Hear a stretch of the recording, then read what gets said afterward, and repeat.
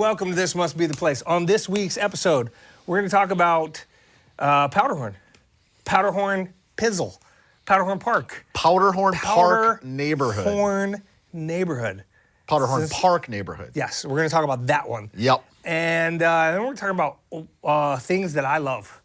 Oh, interesting. Yeah, like flowers and birds. Yeah, teddy bears and rainbows. Yes. Yeah. Yes. Yeah. So we're going to do that on this week's episode. This must be the place. Yeah, this must be the place. Ain't no time to waste.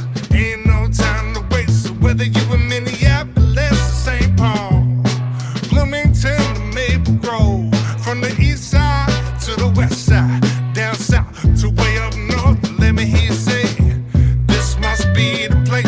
Yeah, this must be the place. This must be the place. Ain't no time to waste. Said ain't no time to waste. Talk to me. This must be the place. Yeah, this must be the place.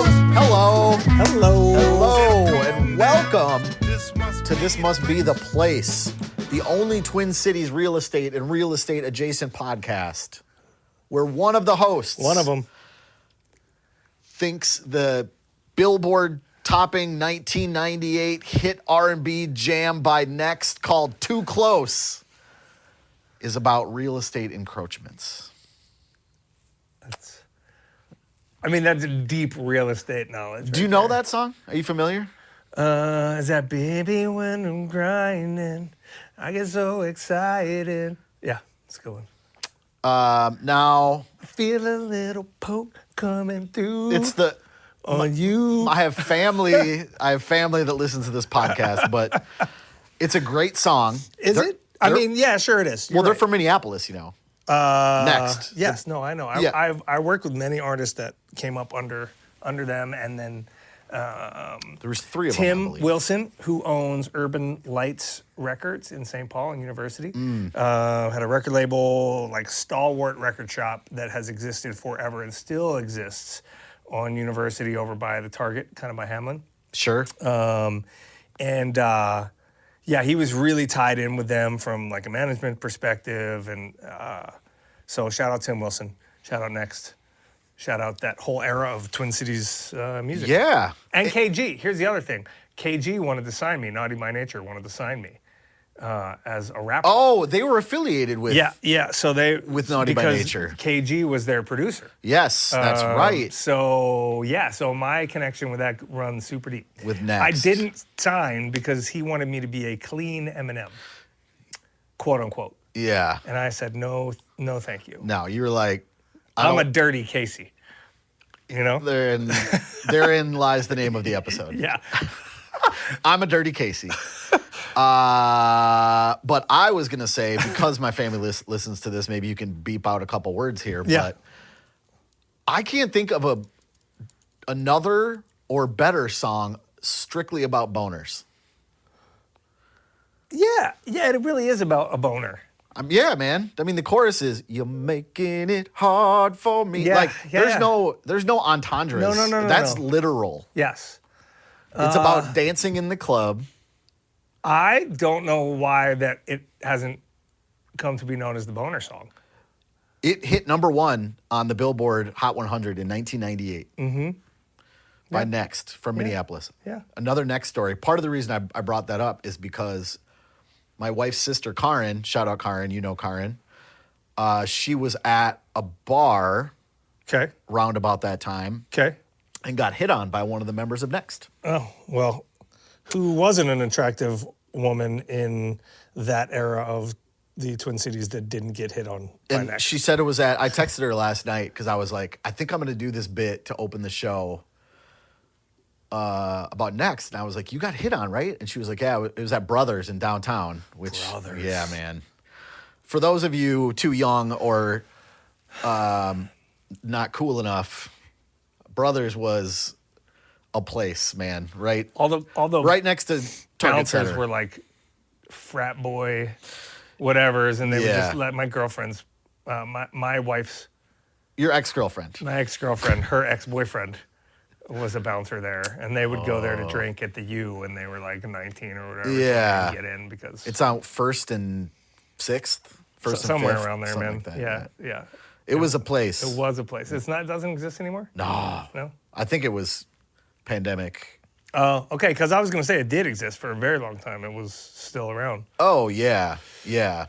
Banana Joe's, you remember that place? Was that right across the street? Yeah, it had it would run like the light shows on the Yes. side of the building. Yes. Yeah, I went to that place like once. I wasn't a big downtown person. You know, like McAllister College set was like a little more cerebral house party in the neighborhood, whereas like Yeah. the U of M, I think because of its proximity to downtown, was a lot more downtown. And I went to a million different colleges. I kept dropping out of colleges and re-enrolling at different colleges. Really? Yeah, man. I was just trying to find my niche, my groove. Which one did you like the best? Or did they all have subtle things that you enjoyed? Like, which had the best cafeteria? Winona State. You were a Winona State guy? For a minute. Okay. Yeah, that's All where I right. started my Okay. collegiate experience. Okay. All right. In the fall of 1997, if you must know. No, I know. Yep. Anything else you want to talk about next, or boner songs? No, I'm all good on the boners and next. All right, sounds good. What do you want to talk about today? I don't know. So we got Powderhorn Yeah. as a neighborhood. Before we say that, we've got some interesting guests coming up on this podcast. Yeah, we should Potentially. we should preview. No potential. It's gonna happen. Yeah, like we've gotten commitments. Yeah. So obviously, well, maybe not obviously, but both Minneapolis and St. Paul are having their mayoral elections, among other things, In a month. In a month, and to that end, we are going to have Kaohly, who is running in St. Paul for mayor. Badass lady.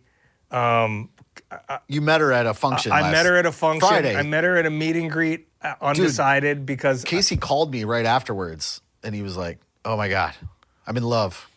Not literally.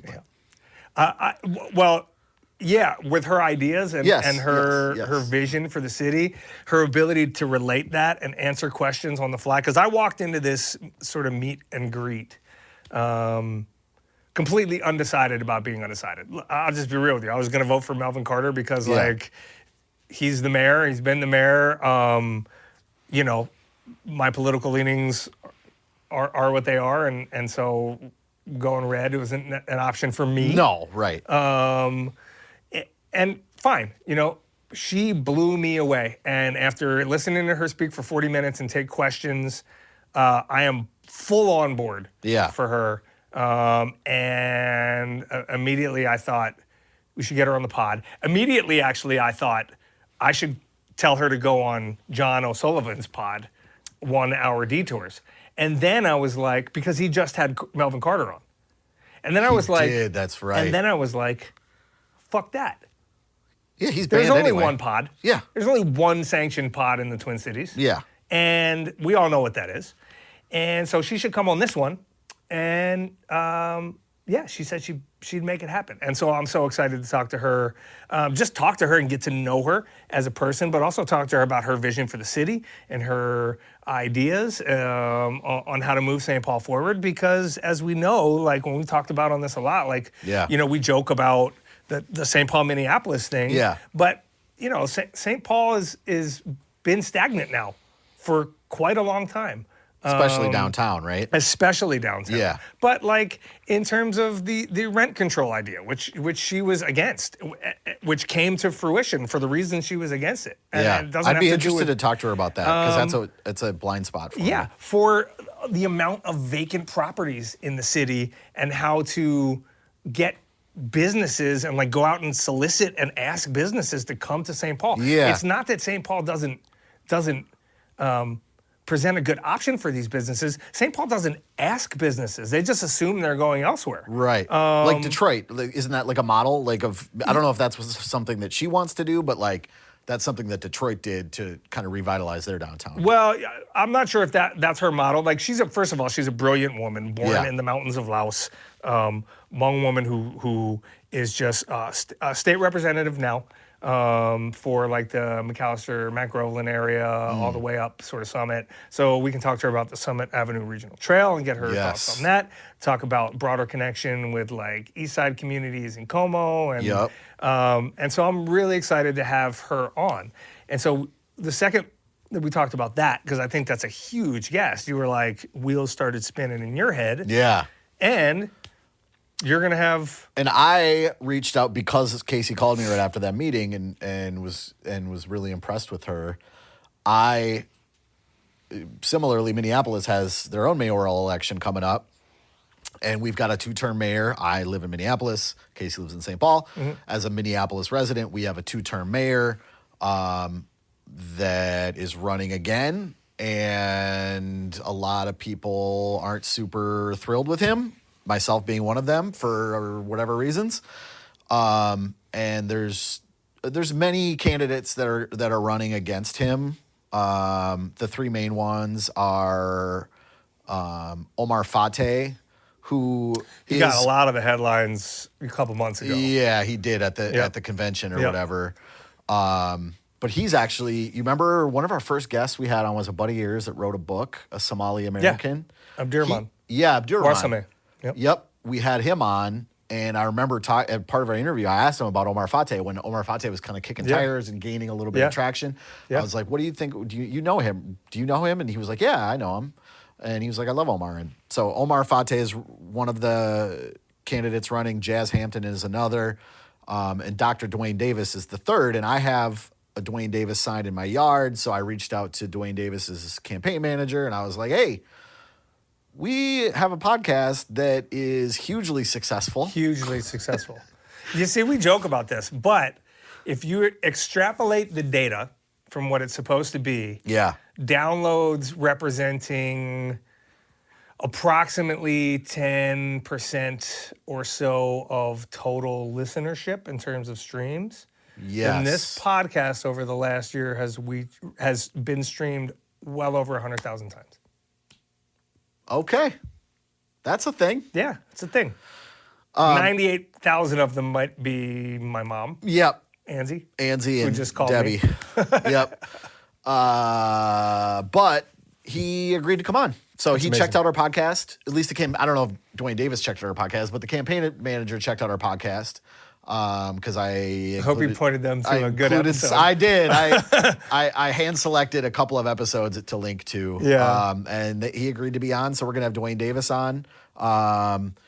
This is gonna be soon. It's gonna have to be soon because the election's in a month. Yeah. So we're gonna talk to him about his vision for Minneapolis. He's got the charisma part down pat. Sure. And he's got the verbiage down pat. His whole thing is "we deserve better." It's those 3 words everywhere. Sure. But he's also got, in my opinion, the policy ideas to back everything up. Sure.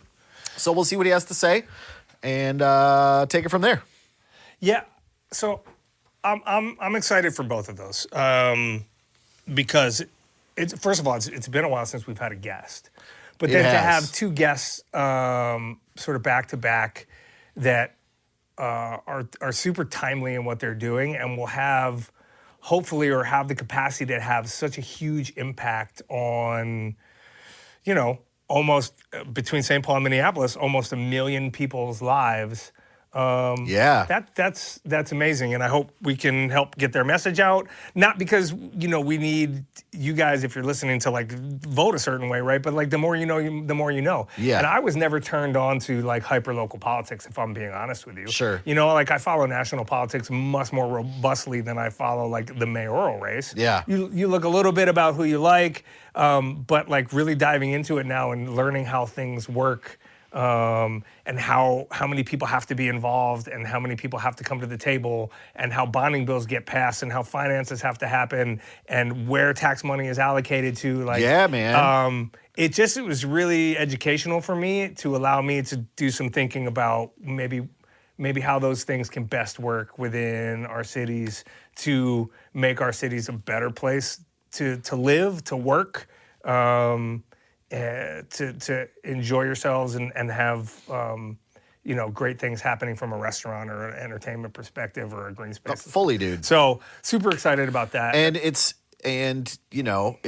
to talk to them about not only their platforms, but also to preach the importance of like what you're talking about. Like knowing who your city council person is important. Voting in your city council elections is important. Knowing who and voting for school board members, like these kind of things are important. So I'm going to put this out there too.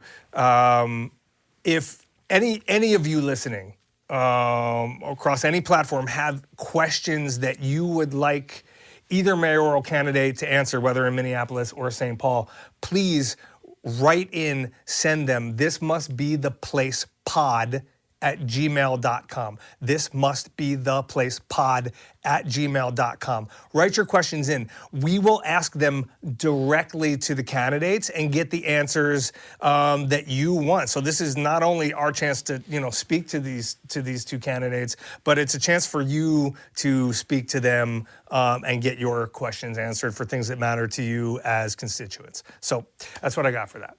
Very good. Powderhorn? Powderhorn. What is Powderhorn? And now, This Must Be the Place presents Neighborhood Watch.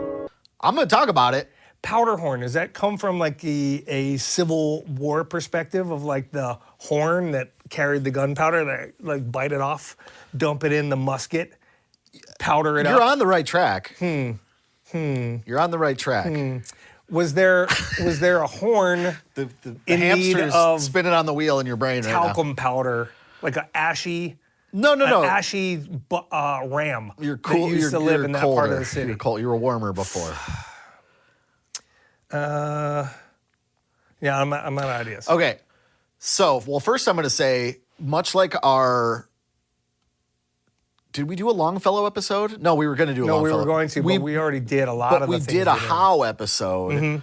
So Howe is its own neighborhood, but it's part of the greater Longfellow community. Who? See what- How? Yeah, there we go. Okay. Much in that sense, to confuse people even more, Powderhorn Park is a neighborhood within Minneapolis. Yes. Part of the larger Powderhorn community, which comprises 6 or 7 neighborhoods of Minneapolis. Confusing. Powderhorn Park is the neighborhood. It's a square. Powderhorn, It's a rectangle. it's a rectangle. You're right. It's almost a square. It is almost a square. Yeah. It's like 2 blocks over being a square. But we are going to be talking about Powderhorn Park. What's the larger community? Is Corcoran Corcoran's part of it.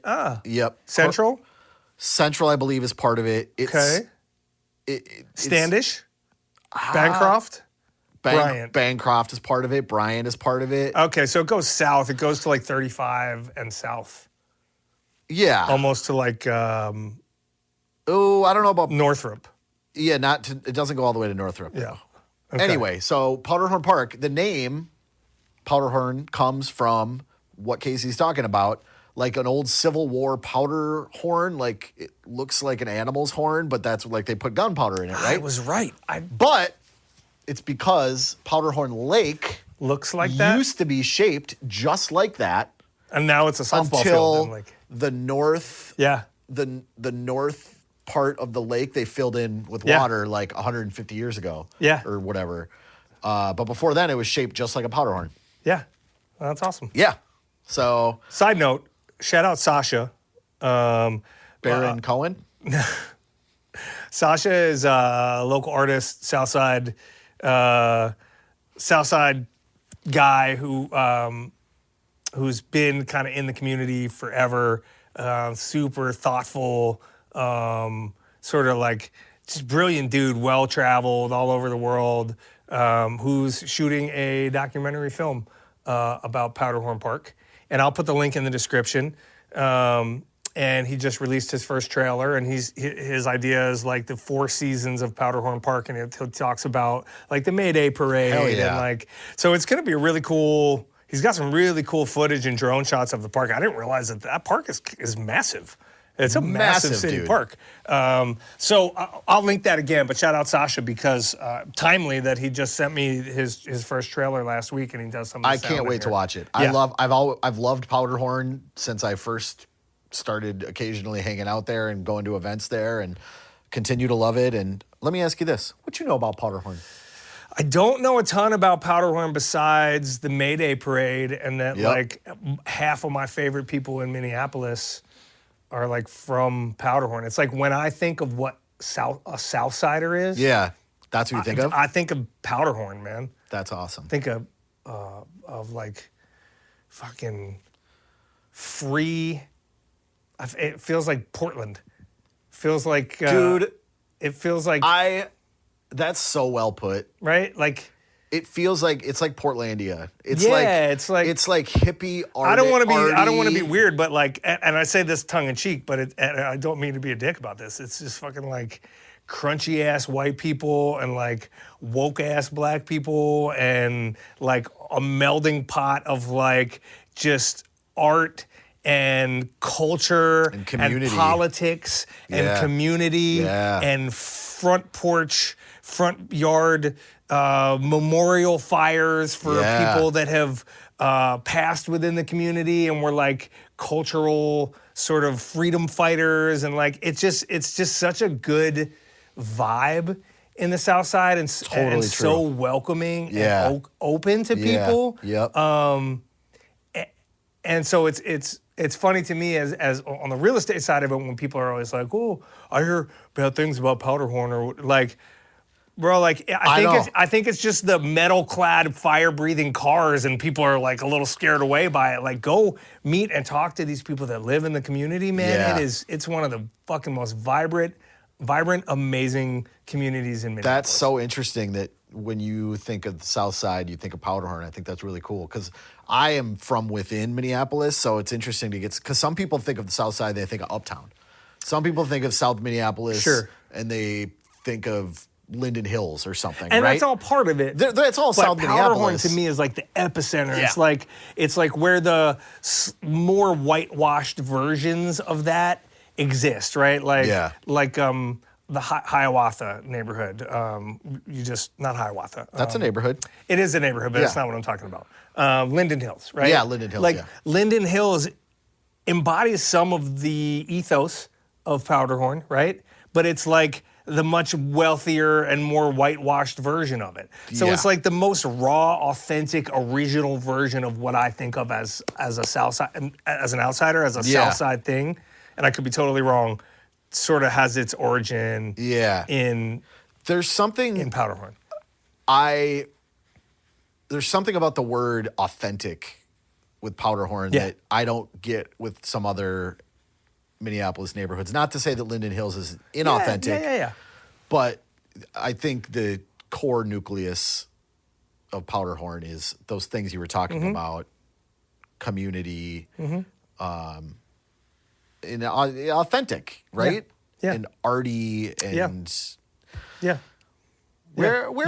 unique too, I would say. Right? Like Where what do we got for dimensions? I have it written down. I mean, I know it. But it looks like it's a like a 2x4 inch. It looks like it's about a 2x4 inch space around. Expand that out, bro. A nickel of a lake. Yep. It's I don't know what the square mileage is, but it's a pretty good sized neighborhood. Cedar Avenue to the east. Chicago. Yep. Chicago is on the west. Yep. Cedar is on the east. Yep. And you've got Lake Street to the north. Yep. 38th. And 38th to the south. Yep. So it's just almost a perfect square. Is Giacchino's Pizza in Powderhorn? Technically, Giacchino's is in Powderhorn because it's on the east side of Cedar. Okay. Shout out Southside Family School, which used to be, well, I don't know if that was Powderhorn. Giacchino's is, but Giacchino's used to be where Cedar? they got pizza from a lot of like my wife's school functions when she worked at Southside. Dude. It's good. It was like my first real introduction to the Minnesota hyper cheesy tavern pie. Yeah. Thin crust. Yeah. So that's Powderhorn. What do you think the median sales price right now in Powderhorn is for a single family? So as of right now, owner occupant single family homes comprise 46% of. Big rental neighborhood. It's a big rental neighborhood. And it's a Yep. big triplex neighborhood. Yeah, and big old houses that exist as triplexes. 1905 to 1920. Yep. Yeah. I'm gonna go with I bet you're going to be close. $302,000. $315,000. You all were right. close. Okay. With the Twin Cities median still kind of hovering around that $400,000 Yeah. range. So, like Casey said, the single family homes are, and the duplexes and triplexes and things like that are predominantly built early 20th century. You kind of get that vibe of like big old Victorian style-ish kind of things with big front porches, Yeah. right? Yeah. And it's all kind of anchored by this lake in the middle, pretty much the middle, Powderhorn Lake and Powderhorn Park, which is this one, like Casey said, it's huge. It's a 1 block by 1 block by 1 block by 1 block. But it's like Big-ass park. But if you were to put houses within that block, Oh, dozens it would be and dozens like and it'd dozens be like of houses. 4 or 5 blocks. wouldn't Yeah, it? right. Do you know what I right, mean? Does right. that make sense? Right, right. So like when you look at Powderhorn Park, like if I'm gonna count this up, 1, 2, Yeah, it's gotta be 3, like 4, 12. 5. So 5 blocks wide, 5 avenues wide, and 1, 2, 3, 4 streets deep, north south. Yes. And streets are farther apart than avenues are in Minneapolis. You get what Correct. I'm saying? Like 37th yes, to yes, 38th yes, is a yes, longer yes, walk yes. than say Park to Chicago, Yes, yeah. Correct. Elliott to Chicago or Correct. something like that. So yeah, it's a huge park. It's got a great little rec center that Yep. my kids would play basketball at Yep. and volleyball at. Yep, softball fields, volleyball courts, It's beach volleyball. huge. And it's always kind of had like connotations and probably from without the city of Minneapolis, not within the city of Minneapolis, unless you're maybe talking about Southwest. But like, I remember when I was working at Chino Latino as a server in like 2004 or whatever, I remember the vibes around Powderhorn weren't great when it came to like crime and stuff, and everybody was kind of ragging on Powderhorn, and they still kind of do, which is an insane thing I to think do. it went through a time, probably 20 some years ago, where it wasn't thought of as the safest or Yeah. best place to be. Yeah.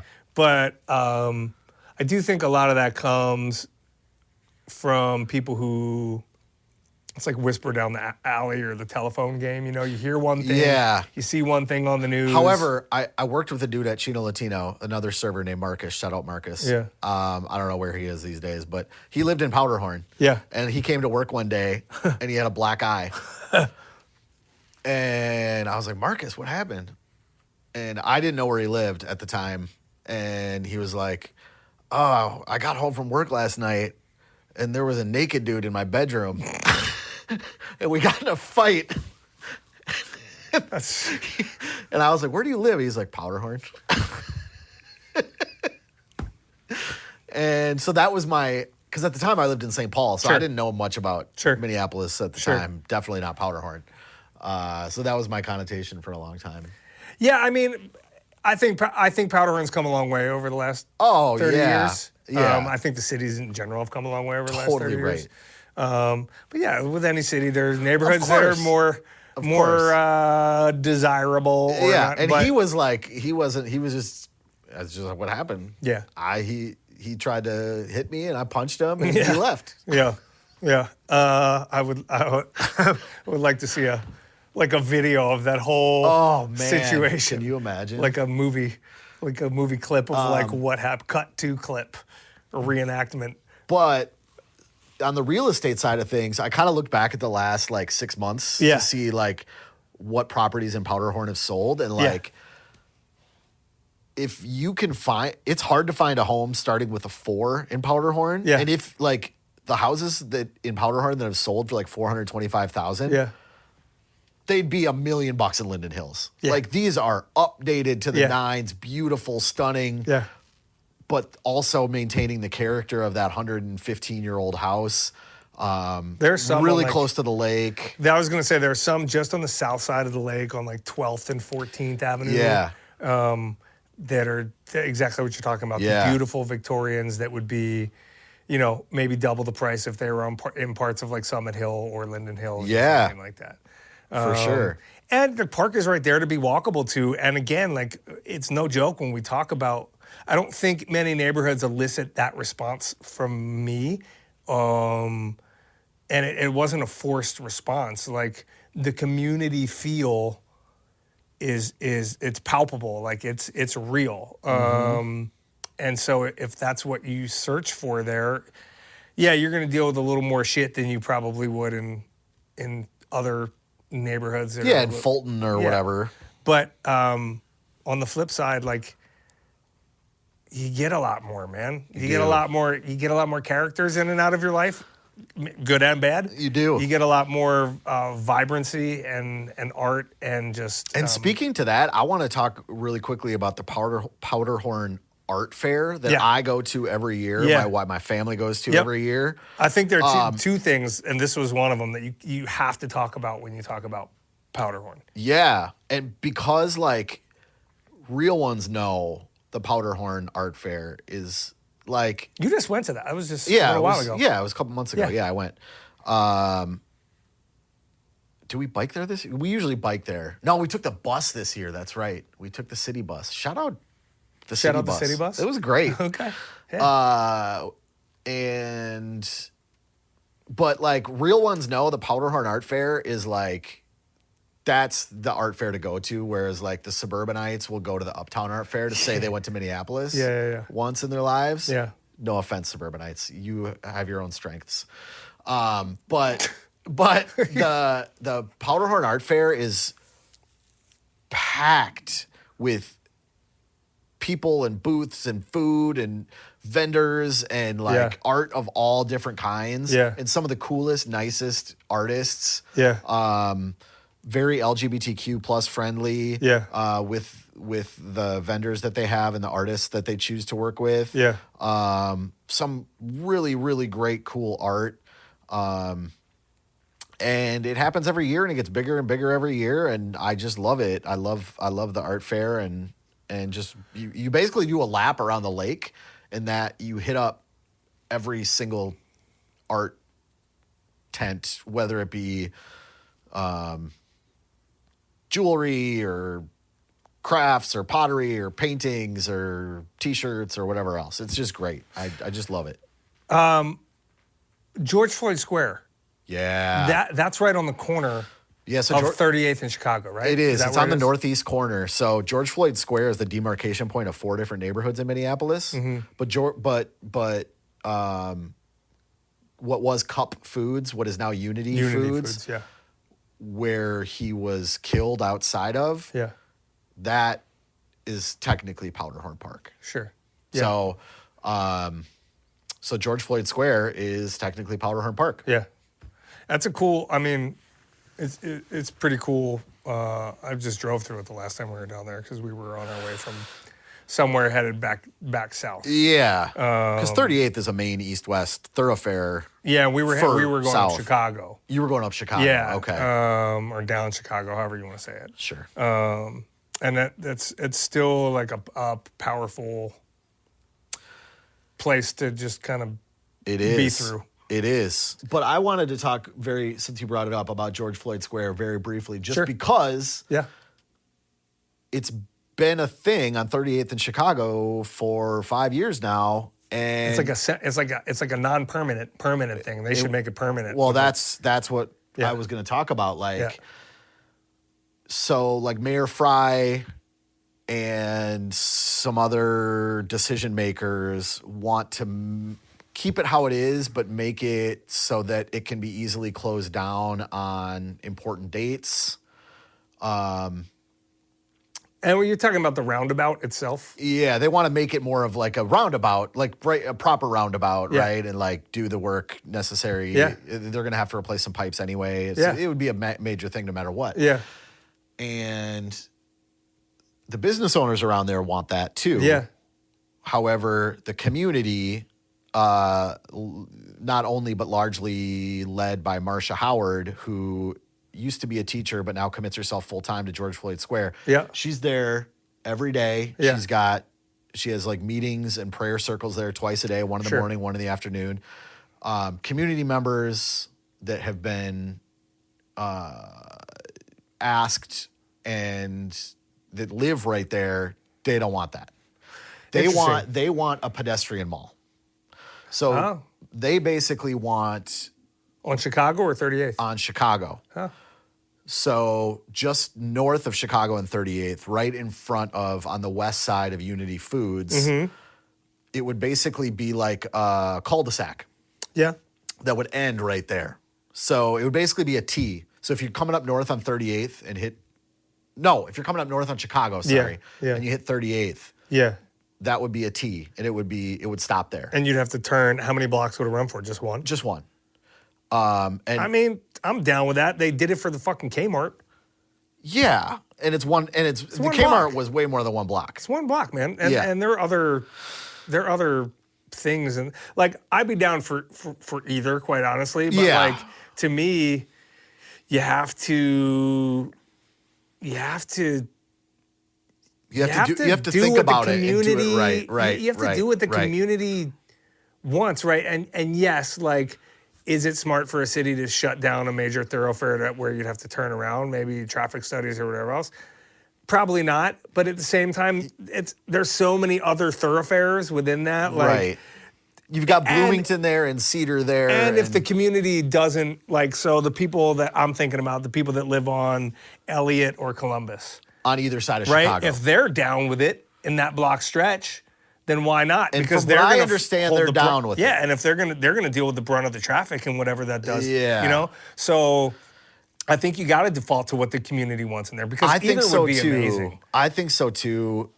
And it's a tough choice. And Jason Chavez, who's the council member that represents Powderhorn Park and George Floyd Square, his decision, and the city council basically voted to table it. I got for an now. idea. I got an idea. Hit me. Build a tunnel. And I'm not even. Tunnel? No, I'm not joking. Oh, for cars. For cars. I was thinking like I'm not. You can't. No, I'm not joking. Boston built a fucking tunnel under their entire downtown. This is one block. Yeah. Right? Like, build a tunnel. Have the cars go. We did it for the light rail. Have the cars go down a block early. Have them come up a block later, and don't divert traffic. In fact, probably make traffic go faster because you're bypassing the 38th intersection. Yeah. And have that be a walkable area, man. Like, do it right. There You're you gonna go. do it right. There you go. Build a tunnel. I wanted to talk briefly about the May Day. Yeah, May Day Parade, yeah. Because that's what I think of when I think of For Powderhorn sure. Park. So May Day is like every city has its thing, right? Like Philadelphia has the Mummers Parade. The what? The Mummers Parade. Remember fuck when is that? Jason Kelsey dressed up when they won the first Super Bowl? You probably don't. He dressed up like a mummer. It was like, it's a thing. It's a thing in Philadelphia. But every city has their own sort of thing. I think more than Holidazzle or any of that crap, Yeah. like if you really know Minneapolis, Yeah. to me, the May Day Parade is It's the like thing. the biggest May Day Parade in the Because country. the whole community gets together and they do these outlandish, like, mobile car rigs that look like some cross between Mad Max and an art sculpture. Yeah. And some breathe fire. Yeah. And some have stages. Shout out, rest in peace, Ike. He my guy. I've spoken Yeah, about him you've many talked about him times. before, yeah. Southside bass playing, freedom fighting legend would Yeah. be in the May Day Parade on a tow behind trailer playing music. And the whole community gets together and builds for like months every year during the summer and the fall to get ready for the May Day Parade and like showcase their like super cool monstrosities of like creation. It's so great. And people on bikes, Yeah. and just like the whole community comes out. It's awesome, man. And it's one of like the truly like great events that happens in Minneapolis.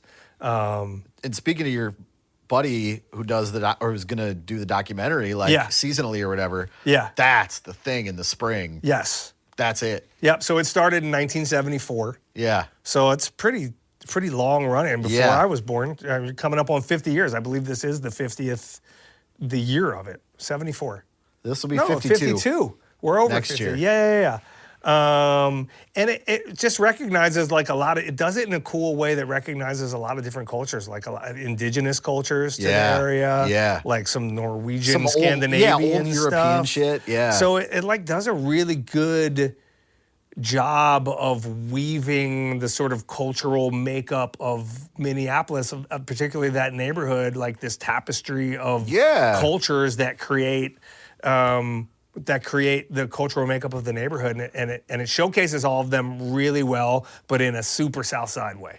Totally right. So, and it's all about, much like the Powderhorn Art Fair, and much like the Powderhorn Porchfest, it's about inclusion Porchfest, and acceptance and having a good time. Yeah. So we didn't talk about a ton of businesses and like restaurants. No, but we will. Hold on. Powderhorn Porchfest. Yeah. It happens on 17th Avenue South between 32nd Street and 34th Street every, I want to say August, September. Yep.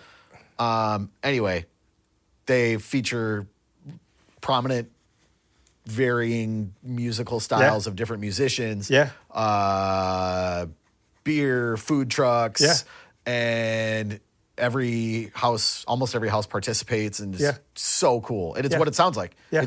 It's shit going on people's porches. And I think that's what gets to the community feel. Hopefully you painted that picture, is like you talk about other neighborhoods in the city, they may have a thing that they do. Yeah. But it's like Highland, right? Like I love Highland. They have Highland Days, right? Yeah. But Highland Days is like, it's like a 3-block thing of the commercial corridor in the village with some bouncy houses, and it's very like, ooh, ain't that. Here's a lame suburban thing, right? Yeah. Like, that's not what this is, man. Yeah. These are all such like invite you into your house, like community, like real things. You're too skinny, you need to eat more kind of shit. Yeah, like, man. That it's a whole different vibe, right? And that's for some people, and so it's not for some people. But it certainly makes that neighborhood stand out among many neighborhoods in the Twin Cities. The only other thing I wanted to mention that is there that is not food, we can go through really quick, but the Pillsbury House and Theater. Oh, yes. You were going to talk about that? We talked about it after. We did. That's right. After we just saw, my family saw a friend of ours was acting in a. It was a play, right? It was a play. I was looking for it was like a bio play, like a 3-person play. Yeah. And I've been to so many productions at the Pillsbury House over the years, and it's a phenomenal community theater. It's right there. It's an incredible asset to the community, to the Twin Cities theater culture, and if you don't know about it, now you know about it. Go check out what's playing there. And it's named after wonderful. John Pillsbury, who, as we know, is one of the most amazing characters in this history of the state of Minnesota. Yeah. He was the one that preyed on the locusts swarm, and then the next day there was a freeze. Yeah. And then his grandson was the first person on a lifeboat on the Titanic. Yeah. We talked about that too. Yeah. Poppin' fresh Timmy. What do we have for food in Powderhorn? I mean, we talked about move on? Chiquinos. But Chiquinos, there is the one that stands above them all, I think. Matt's Bar. There you go. Yeah. Because it's the originator, home of the best Juicy Lucy. Yeah, second best. We'll pick some nits here. Yes. But I say the best. Yeah, so I'm guessing you say the Nook because you're from St. Paul. I do. But there's Mercado Central on Lake Street. See, I don't consider that Powderhorn Park. But it is. But it's on the north side of Lake Street. No, it's on the south side. Oh, Mercado Central. You're right. I thought you were talking about, what's that joint on the north side of Lake Street by Chicago? I don't know. I'm going to have to look now. Are you talking about I'm talking about the thing I can't... the Midtown Market, Midtown Global Market. Yes, that's what I'm thinking of, Midtown Global Market. You got Chicago Liquors. Chicago Liquors, You got Ingebrigtsen's Scandinavian, which is like, I've never been there, but I've heard the name so much. Yeah. And mainly like the restaurants are located on like the borders. I haven't been to enough of these other places. I haven't either. Like, I know Tiny Diner is right in Powderhorn, right next to George Floyd Square. Yeah. Yep. And I've never been, but I know it because you drive by it and you see 10,000 solar panels and they grow everything on the roof. And I mean, it's amazing. It's I've been cool. to Mercado Central and Chiquinos. Yeah. And Matt's Bar. Yeah. Yeah. But there's a lot of stuff. There's taquerias. There's tons Coffee of stuff shop on Lake called Street. Mayday Cafe. Mayday Cafe is a big one. Yes. Lots of people. It's a worker co-op, worker owned. Yeah. But there's lots in Powderhorn. We don't have to go into this. No, Powderhorn's great. I freaking love it. Yeah. It's one of the coolest parts of the city and one of the coolest parts of the Twin Cities. Absolutely. And that's all I have to say about that. Yeah. Wait. BooMTimeS. No, we have a What? new bit. It's a short bit. We're going to do it every week, every episode we put out, Okay. called All this week in history, in Minnesota history. Okay. Is this Powderhorn related? No, it's just this week. No, it's certainly not. In 2007, Yes. this week in Minnesota history, Yeah. smoking was officially banned. Wow. Can you believe that? It's been almost 20 years, bro. And what's crazy is like there are a whole generation of children that don't know. I remember this because of our discussion about the Fabulous Ferns. That's right. in Cathedral Hill. Oh, that was one like- of the last bastions of smoking indoors in St. Paul, except the cell phone reception was so It was so bad. Yeah. But Ferns was one of the last holdouts. Yeah. On this week in Minnesota history. Yes. Also this week in Minnesota history, in 1956. Think about this. That was 70 years ago. Southdale Shopping Center is the first mall. And it was invented to be a cultural center because he hated cars. The first fully enclosed shopping mall opens in Edina. Austrian war refugee and architect Victor Gruen designed the mall. Yep. He hoped that would become the town square that has Town been square. lost since the coming of the automobile. Yep. And little did It he should know. become the center of the civilization, he said. Yes. And little did he know it became the place that all the automobiles went to to push forward the commercialization and the further loss of downtowns and town squares. Sweet irony. Yeah, crazy. Yeah. It's like rent control.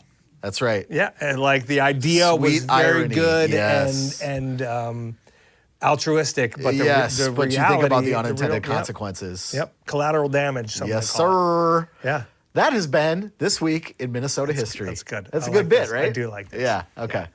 Welcome to BooMTimeS, a segment called BooMTimeS, BooMTimeS. You got some jams for BooMTimeS, I I got one. hear. Okay. I got one in particular. Well, first of all, for me, started baseball playoffs. You're Started- a baseball guy. started Are you a running- baseball guy only when the playoffs start, or No, I mean I pay attention to the You do. Phillies all year, but Okay. I just assume they're going to be in the playoffs at this point. Red October, we call it, and why your colors are like maroon though? no red. They're red and white.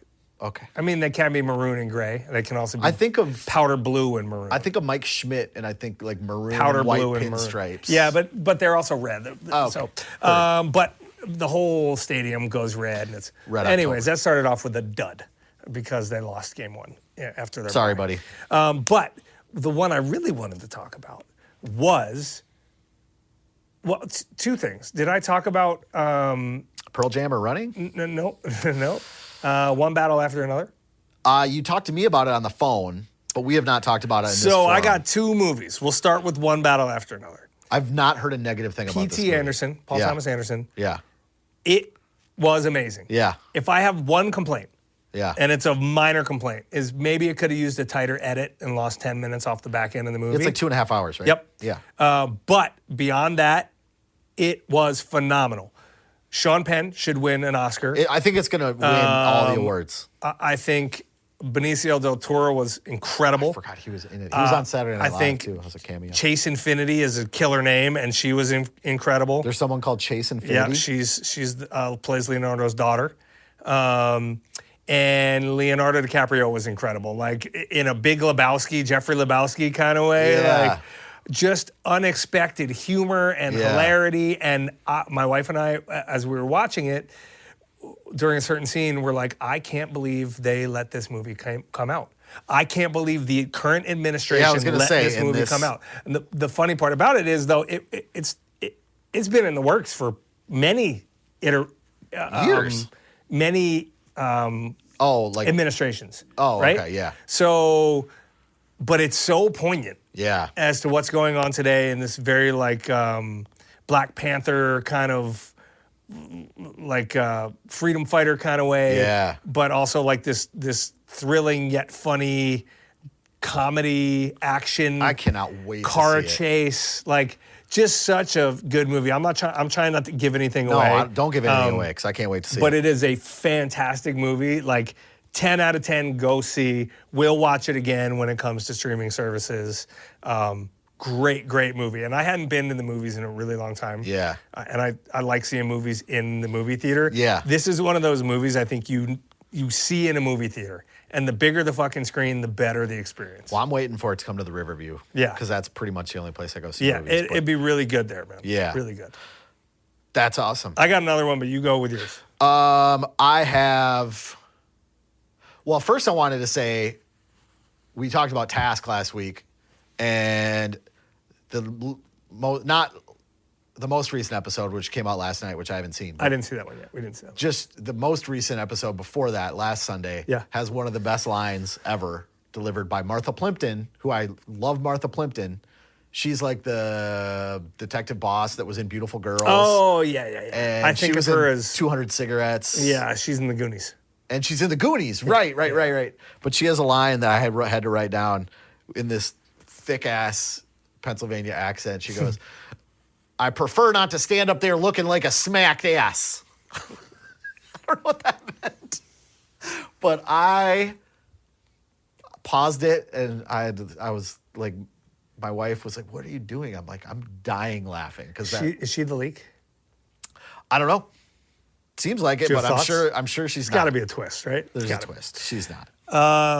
It's too easy. It's too easy. But I just wanted to say, speaking of TV, Slow Horses is back. Okay. That was our first episode we ever did. My first Was it BooMTimeS Slow I ever Horses? did.